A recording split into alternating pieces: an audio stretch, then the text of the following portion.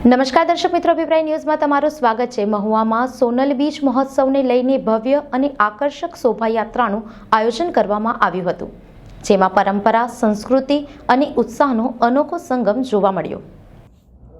મહુવામાં છઠ્ઠા સોનલ બીચ મહોત્સવના ઉપલક્ષ્યે ડીજેના સથવારે ભવ્ય શોભાયાત્રા કાઢવામાં આવી હતી। શોભાયાત્રાની શરૂઆત દેવળિયા બાયપાસથી કરવામાં આવી હતી, જે મહુવાના વાસી તળાવ, ગાંધીબાગ બગીચા વિસ્તાર તેમજ વિવિધ સોસાયટીઓમાંથી પસાર થઈ।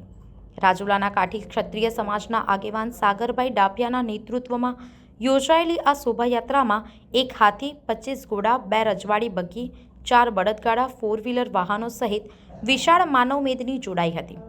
શહેરના રાજમાર્ગો પર ઉત્સવનો માહોલ સર્જાયો હતો।